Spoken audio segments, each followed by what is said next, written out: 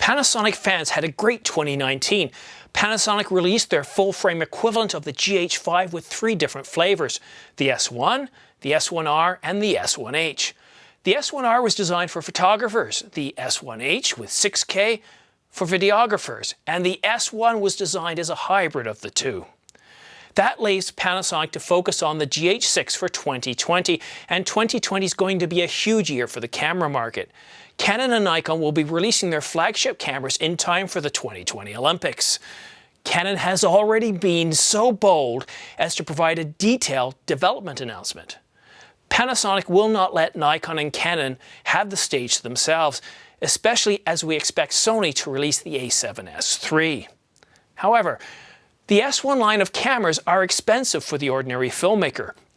I'd go so far as to say that the S1 is out of the reach of most ordinary filmmakers.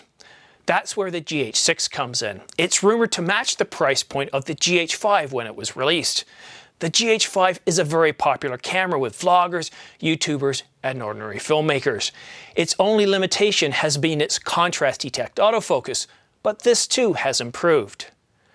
I spoke earlier about a rumor that the GH6 would be released with 8K technology, but Panasonic shot down that rumor a few months ago, stating that it won't be producing 8K until 2022.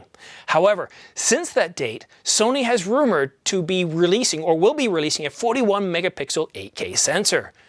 So, what are the rumored GH6 specifications?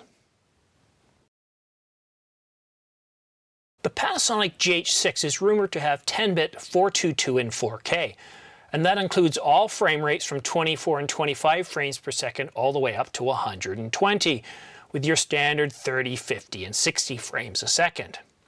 Now in 1080p, we have those same frame rates, we still have 10-bit 422, but we add 120 frames per second, giving us real buttery smooth slow motion.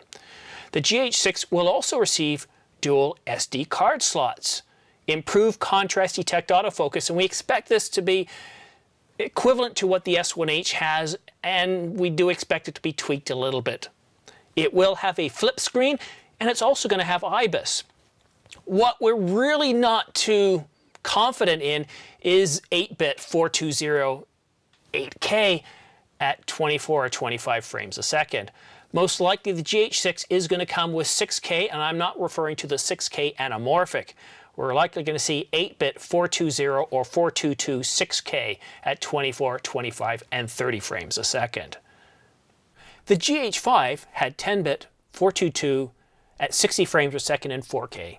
So we're not really surprised that 3 years later Panasonic would be able to get 120 frames per second out of it.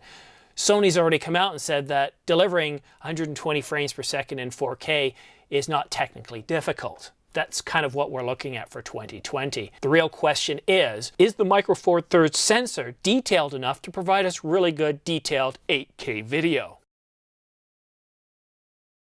Panasonic's use of contrast detect autofocus, or as they call it, depth from, believe it or not, defocus, is unreliable and far behind the competition. Regardless of the spin that Panasonic puts on it, it's unreliable.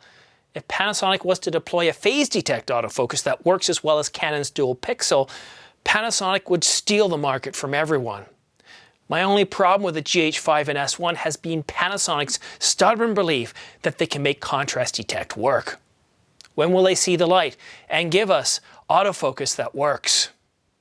If you guys have any questions about this video or anything else, drop a comment down below. I make it an effort to respond to you guys within 24 hours. If you would like to receive notifications of all my videos when they come out, click subscribe and then you'll see a bell icon. Click that and choose all to receive a notification of new videos. Thank you so much for watching. See you soon.